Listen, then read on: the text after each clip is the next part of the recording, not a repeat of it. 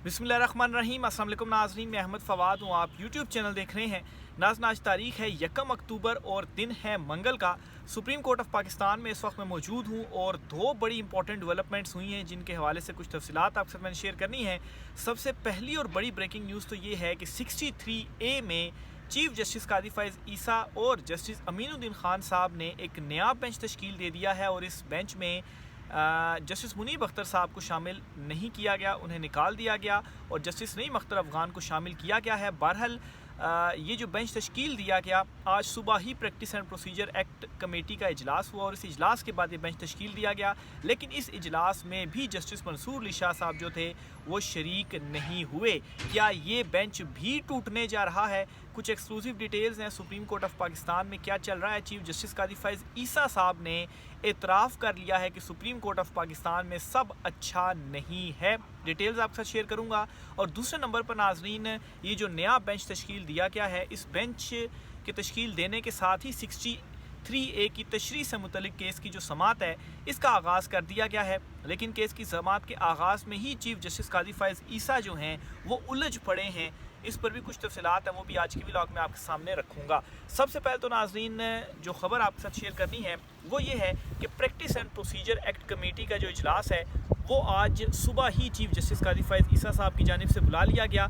और जो उसकी रीज़न थी इजलास बुलाने की वो ये थी कि जस्टिस मुनीब अख्तर साहब ने रात गए रजिस्ट्रार को लेटर लिखा और उस लेटर में उन्होंने एक मरतबा फिर से क्लियर किया कि ये जो बेंच चीफ जस्टिस कादी फ़ैज़ ईसा साहब और जस्टिस अमीनुद्दीन ख़ान साहब की जानिब से बनाया गया, एक तो इसके ऊपर जस्टिस मंसूर अली शाह साहब जो हैं उनका जो लेटर है उस लेटर में जो सवालात उठाए गए थे, चीफ जस्टिस कादी फ़ैज़ ईसा साहब ने उन सवालात के जवाबात नहीं दिए और बेंच की कॉन्स्टिट्यूशन के ऊपर ही बेंच की तश्कील के ऊपर ही सवालात हैं। तो बेंच में बैठने से इनकार नहीं कर रहा, ना ही केस सुनने से इनकार कर रहा हूँ। लेकिन ये जो बेंच की तश्कील की गई है इसके ऊपर पहले सवालों के जवाब दिए जाएँ। तो बहरहाल जी, इसके बाद चीफ जस्टिस कादी फ़ैज़ ईसा साहब ने क्या किया कि practice and procedure act committee का जो इजलास था वो बुलाया और इस इजलास में भी माफ़ कीजिएगा, इस इजलास में भी जस्टिस मंसूर अली शाह साहब जो थे एक मरतबा फिर से वो शरीक नहीं हुए। इवन के इस इजलास के मीटिंग मिनट्स जो थे वो भी जारी किए गए और उसमें भी बताया गया कि जस्टिस मंसूर अली शाह साहब को कहा गया कि इजलास में शरीक हों, लेकिन उन्होंने बाइकआउट किए रखा और वो शरीक नहीं हुए। अब नाज़रीन, यहाँ पर जो है वो बताया जा रहा है कि दो गलतियां हैं या खिलाफ वर्जियाँ हैं जो चीफ जस्टिस कादी फ़ैज़ ईसा साहब की जानिब से कर दी गई हैं। एक तो ये कि जस्टिस मुनीब अख्तर साहब ने बेंच में बैठने से इनकार नहीं किया, तो उनके इनकार ना करने के बावजूद चीफ जस्टिस कादी फ़ैज़ ईसा साहब ने और जस्टिस अमीनुद्दीन ख़ान साहब ने जो बेंच था वो दोबारा तश्कील दिया और उस बेंच में जस्टिस नईम अख्तर अफ़गान साहब को शामिल किया। और फिर दूसरा ये कि जस्टिस मंसूर अली शाह साहब जो हैं वो उस जजिस कमेटी में आज फिर से नहीं थे। तो सदारती ऑर्डिनेंस के तहत दो जजिस जो हैं वो तो बेंचेस की तश्कील नहीं कर सकते, 3 जजिस बेंचेस की तश्कील कर सकते हैं। तो कैसे चीफ जस्टिस कादी फ़ैज़ ईसा साहब ने और जस्टिस अमीनुद्दीन ख़ान साहब ने जो बेंच है उसे जो है वो तश्कील दिया। तो ये दो खिलाफ वर्जियाँ हैं जो कि कर ली गई हैं।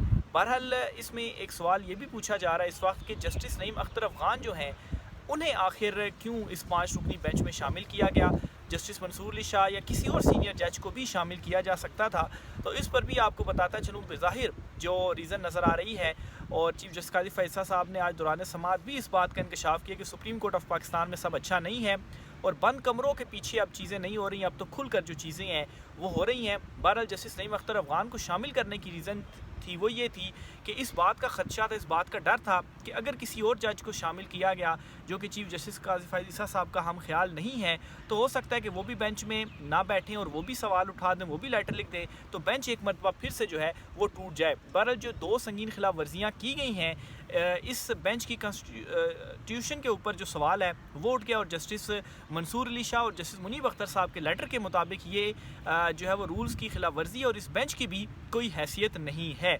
अब नाजरीन, सख्त रिएक्शन की इस वक्त तवक्को की जा रही है और इम्कान भी है कि सख्त रिएक्शन दिया जाएगा और ये जो बेंच बनाया गया है और जो बेंच 63A केस की समात कर रहा है, इस बेंच के ऊपर एक मरतबा फिर से एतराज़ होगा और जो है वो फुल कोर्ट इजलास का भी इम्कान है और एक मरतबा फिर से बेंच टूटने का भी इम्कान है, क्योंकि जिस तरह से बेंच बनाया गया इसके ऊपर दोनों जजेस की जानिब से ऑलरेडी इस बेंच को मुस्तरद कर दिया गया, इवन के कमेटी को भी मुस्तरद कर दिया गया है। तो एक तो ये बड़ी डेवलपमेंट हुई है सुप्रीम कोर्ट ऑफ पाकिस्तान में।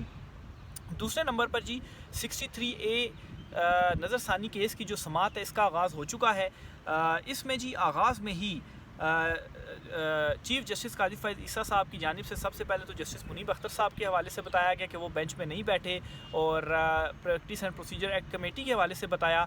लेकिन आज एक मरतबा फिर से चीफ़ जस्टिस काजी फ़ैज़ ईसा जो हैं वो बैरिस्टर अली ज़फ़र, जो कि इमरान खान साहब के वकील हैं, उनसे भरी अदालत में उलझ पड़े हैं। और उसकी जो रीज़न है वो क्या है कि बैरिस्टर अली ज़फ़र ने समाअत के आगाज़ में ही जो सवालात हैं वो उठा दिए और उन्होंने एतराज़ बेंच के ऊपर कर दिया और कहा जी कि ये जो बेंच है ये सदारती ऑर्डिनेंस के मुताबिक जो 3 जजेस हैं वो बना सकते हैं, लेकिन ये 2 जजेस की जानिब से बेंच बनाया गया। तो इस पर चीफ़ जस्टिस काजी फ़ैज़ ईसा जो हैं वो काफ़ी गुस्से में दिखाई दिए और उलझ पड़े बैरिस्टर अली ज़फ़र साहब से, और उनसे ये कहा कि आप जो है वो फ़िलहाल अपनी कुर्सी के ऊपर जाकर बैठ जाएँ, अभी हम आपको नहीं सुनेंगे, अभी दीगर को हम सुनेंगे और उनके बाद फिर हम आपको सुनेंगे। लेकिन बैरिस्टर अली ज़फ़र साहब की जानिब से कहा गया कि जो मेरा एतराज़ है वो बेंच के ऊपर ही है, बेंच की तश्कील के ऊपर है, तो बेंच पहले मेरा एतराज़ सुने, क्योंकि मेरा एतराज़ वैलिड है तो बेंच केस की समाअत ही नहीं कर सकता। तो पहले समाअत शुरू होने के बाद दूसरों को सुनने के बाद मुझे सुनने का तो फिर क्या फ़ायदा हुआ, मुझे सुने और बेंच के ऊपर एतराज़ है, बेंच को जो है वो दोबारा बनाया जाए तो केस की समाअत आगे ही नहीं चल सकती। तो ये उनका मौक़िफ़ था। इस पर दोबारा चीफ़ जस्टिस काजी फ़ैज़ ईसा जो थे उन्होंने वो काफ़ी गुस्से में भी आए और उन्होंने कहा कि हम चीज़ों को बड़े अच्छे अंदाज़ में चलाना चाहते हैं, आप ऐसा ना करें, चीज़ों को अच्छे अंदाज़ में चलने दें और आप जो है वो जाकर बैठ जाए, हम आपको बाद में सुनेंगे। और इसका मतलब यही है जो चीफ़ जस्टिस काजी फ़ैज़ ईसा साहब ने आज उनका रवैया था कि आपका जो एतराज़ है वो अभी से ही हम मुस्तरद करते हैं। बहरहाल जब ये एतराज़ दोबारा उठाया जाएगा कोर्ट में तो बाकायदा तौर पर काजी साहब जो है वो मुस्तरद भी कर देंगे और इस केस का फ़ैसला भी जो हम ख्याल बेंच बना है वो 5-0 से ही आना है। लेकिन दूसरी तरफ मामला ये भी है कि अब जो जजेस रिएक्शन देंगे और सख्त रिएक्शन देंगे उसके बाद ये बेंच कायम भी रह पाएगा या नहीं रह पाएगा। जहाँ तक इसकी प्रोसीडिंग का मामला है वो आप यूँ समझिए कि अब वो गैर मौसर हो गई है, अब उसकी इंपॉर्टेंस नहीं रही, क्योंकि बेंच की तश्कील के साथ ही पता चल गया जी कि केस का जो फैसला है वो क्या आएगा। बहरहाल जी केस की समाअत चल रही है। केस की समाअत के आगाज़ में ही आपको बताता चलूँ तो चीफ़ जस्टिस काजी फ़ैज़ ईसा साहब ने और जस्टिस मुनीब अख्तर साहब वाला जो मामला था वो सारा कोर्ट में भी बताया और उनकी जानिब से जो रिमार्क्स थे वो भी है। उन्होंने क्या कहा जी, वो कहते हैं कि हमने जस्टिस मुनीब अख्तर को बेंच में शमूलियत की दरख्वास्त की थी।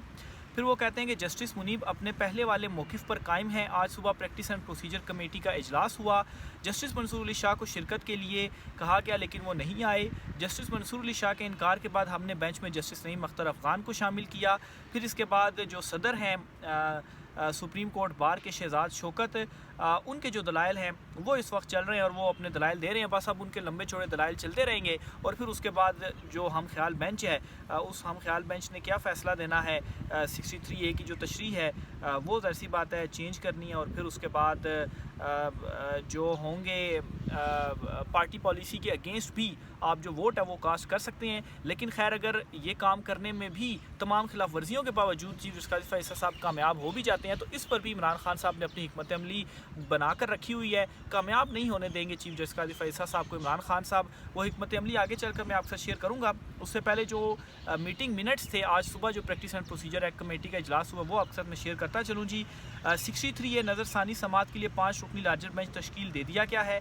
ये मीटिंग मिनट्स में, और देखें आम तौर पर प्रैक्टिस एंड प्रोसीजर एक्ट का इजलास होता है, मीटिंग मिनट्स जो हैं वो बड़े देर बाद आते हैं, लेकिन अभी क्या हुआ बड़ी जल्दी सुबह इजलास हुआ और कुछ घंटे भी नहीं गुजरे और मीटिंग मिनट्स जो थे वो जारी कर दिए गए। तो ये जी चीफ़ जस्टिस काजी फ़ैज़ ईसा साहब ने किया। बहरहाल जस्टिस मुनीब अख्तर ने ख़त के ज़रिए बेंच में बैठने के लिए वजूहात के साथ अदम दस्तयाबी का इजहार किया। आज सुबह 9 बजे प्रैक्टिस एंड प्रोसीजर कमेटी का इजलास बुलाया गया। जस्टिस मंसूर जो हैं कि चैम्बर स्टाफ से रब्ता किया गया। जस्टिस मंसूर ने कमेटी इजलास में शिरकत नहीं की। जस्टिस मंसूर से रब्ता किया और उन्होंने फिर भी शमूलियत से इख्तियार किया। कमेटी इजलास में बताया कि जस्टिस नईम अख्तर अफगान को शामिल किया गया है, क्योंकि जो चीफ जस्टिस काजी फैसल साहब का बेंच है उसमें सीनियर जज जस्टिस नईम अख्तर अफगान साहब हैं। तो ये भी एक अजीब सी मंतक बताई गई है कि क्यों जस्टिस नईम अख्तर अफगान साहब को शामिल किया गया, लेकिन जो बज़ाहिर इसकी असल रीज़न है वो मैंने आपको बता दी। अगर किसी और जज को शामिल किया जाता जो चीफ जस्टिस काजी फैसल साहब का हम ख्याल नहीं है, तो वो दोबारा से एतराज़ करता और वो भी लेटर लिखता, तो फिर मामला जो है वो डिले होता जाता। तो इस वजह से ये सोचा गया जी कि चले उनको एक ही मरतबा शामिल जो है वो हम कर लें। फिर इसके अलावा आज चीफ जस्टिस काजी फैज़ ईसा साहब ने जो इतराफ़ किया है कमरा अदालत के अंदर कि सुप्रीम कोर्ट ऑफ पाकिस्तान में सब अच्छा नहीं है और सुप्रीम कोर्ट ऑफ पाकिस्तान की अब जो ये लड़ाइयाँ हैं, ये जो कशीदगी है वो बाहर बंद कमरों तक महदूद नहीं रही, वो अब ओपनली सबको मालूम हो चुकी हैं। चीफ जस्टिस काजी फैसल साहब के ज़रा रिमार्क्स सुनिए और इन रिमार्क्स के बाद आप ये भी कह सकते हैं कि एक तरह से अपनी जो नाअहली है उस नाअहली का भी एतराफ़ किया गया, क्योंकि बतौर सरबराह सुप्रीम कोर्ट के आप अपनी जो सुप्रीम कोर्ट ऑफ पाकिस्तान है उसको ही जो है वो इकट्ठा करने या इतफाक़ बनाने में नाकाम हुए और जजेस की जो कशीदगी है वो किसी दौर में भी इतनी नहीं देखी गई। चीफ जस्टिस काजी फैसल साहब ने रिमार्क्स दिए कि केस की फ़ाइल मेरे पास आई, मैंने जस्टिस मंसूर अली शाह का नाम तजवीज़ किया। आजकल सबको मालूम है कि सुप्रीम कोर्ट में क्या चल रहा है। आजकल सुप्रीम कोर्ट में कुछ भी बंद दरवाज़ों के पीछे नहीं हो रहा।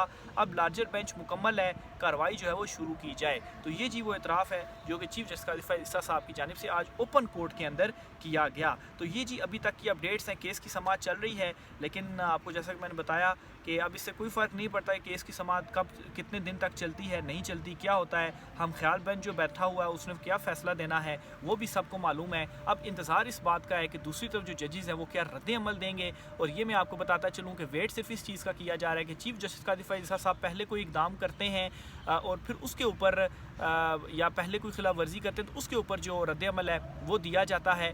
जो लेटर सामने आए वो भी चीफ जस्टिस काजी फैसल साहब की खिलाफ वर्जियों पर जो है वो मुबैना तौर पर सामने आए और अब ये जो बड़ी खिलाफ वर्जी की गई है अब इस पर भी एक सख्त रिएक्शन जो है उसका इम्कान है। फुल कोर्ट जजेस खुद भी उसका मुतालबा कर सकते हैं और दूसरा ये कि काम भी छोड़ा जा सकता है और ये कहा जा सकता है जी कि आप पहले फुल कोर्ट बनाएं, फिर उसके बाद जो चीज़ें हैं वो आगे चलेंगी। दूसरी तरफ नाज़रीन, अगर चीफ जस्टिस काजी फैसल ईसा जो हैं वो जिस तरीके से बस अपने चूँकि चीफ जस्टिस का होता उनके पास इख्तियारात इस्तेमाल कर रहे हैं, खिलाफ वर्जियाँ कर रहे हैं, किसी चीज़ की परवाह नहीं कि कौन मेरे अगेंस्ट जो कार्रवाई है वो करेगा। अगर वो इस चीज़ में कामयाब भी हो जाते हैं और 63A का फ़ैसला आ जाता है और पार्टी पॉलिसी वाला रूल ख़त्म हो जाता है, तो फिर उसके बाद हुकूमत की कोशिश होगी कि PTI के लोगों को तोड़कर तो अपने हक़ में वोट दिलवा कर तो 2/3 अक्सरियत पूरी की जाए। इस प्लान का भी इमरान खान साहब ने बंदोबस्त कर रखा है और वो वैसे ही नहीं कहते कि जो कप्तान होता है वो एक कदम आगे चलता है। इमरान खान साहब ने अपनी ये हिकमत अमली जो है वो इसके ऊपर इम्प्लीमेंट भी कर दिया कि तमाम पाकिस्तान तहरीक इंसाफ के जो MNAs हैं उनको KP मुंतकिल करने के बाद जो है वो उनको सेव कर लिया गया है। यानी कि अब उनको उठाकर ज़ोर ज़बरदस्ती और दबाव डालकर जो है वो उनसे ये नहीं होगा कि हुकूमत के हक़ में वोट दिलवा सके, क्योंकि वो ऑलरेडी सेफ़ मकाम पर मुंतकिल हो चुके हैं। तो कैसे उनको जो है वो अब दबाव डाला जाएगा। तो यानी कि हुकूमत इस तरमीम के 63A के फ़ैसले के बावजूद भी चूँकि PTI के लोग जो है वो सेव हैं तो कैसे उनको तोड़ेगी। तो जो नंबर गेम है वो उनके पास फिर भी पूरा नहीं हो रहा। दूसरी तरफ मौलाना फजल रहमान जो हैं वो भी खुलकर बोल पड़े हैं। उन्होंने तो यहाँ तक कह दिया कि चीफ जस्टिस काजी फैसल ईसा साहब को तो हम की सूरत एक्सटेंशन जो है वो नहीं देंगे, आनी तरमीम को जो है वो हम सपोर्ट नहीं करेंगे। तो इमरान खान साहब ने जो बाद में पैदा होने वाली सूरत हाल है उस हवाले से भी जो अपना प्लान है जो हिकमत अमली है वो तैयार कर रखी है और किसी सूरत वो ये जो आइनी तरमीम है इसको पास होने से रोका जाएगा। और साथ ही साथ इमरान खान साहब ने एहतजाज की भी जो हिकमत अमली है वो तैयार कर ली है। डी चौक में एहतजाज अब किया जाएगा। ज़राए का ये दावा है कि इमरान खान साहब ने जो रावलपिंडी में एहतजाज हुआ इस पर इमरान खान साहब ने कहा है कि अच्छा जो एहतजाज है वो किया गया। डी चौक में भी एहतजाज किया जाएगा, लाहौर में भी। और जलसों की जो इमरान खान साहब की हिकमत अमली थी चूँकि इजाज़त नहीं दी जा रही थी तो इन जलसों को एहतजाज में तब्दील किया जा रहा है। और जहाँ जहाँ पर जलसे होने थे अब वहाँ पर जो एहतजाज है वो होगा। और एहतजाज का जो मकसद है वो ये है कि जो जजेस इस वक्त आईन कानून के साथ डट कर खड़े हुए हैं उनको एक अवामी सपोर्ट भी फराहम की जाए कि जो अवाम है वो उनके साथ है। और दूसरी तरफ जो है वो एक दबाव की भी हिकमत अमली है कि देखें अवाम का जो है वो दबाव है और कोई इस खिलाफ वर्जियाँ अगर की गई तो फिर अवाम उस शख्स के भी मुखालिफ हो जाएगी। लेकिन इसके बावजूद चीफ जस्टिस काजी फ़ाइज़ ईसा साहब जो हैं वो मुसलसल ये जो इक़दाम है वो कर रहे हैं। बहरहाल जी मज़ीद जो भी अपडेट्स होती हैं आपके साथ शेयर करता रहूँगा। आज की व्लॉग से इतना ही। राय का इज़हार कीजिएगा। इजाज़त दीजिए। अल्लाह हाफ़िज़।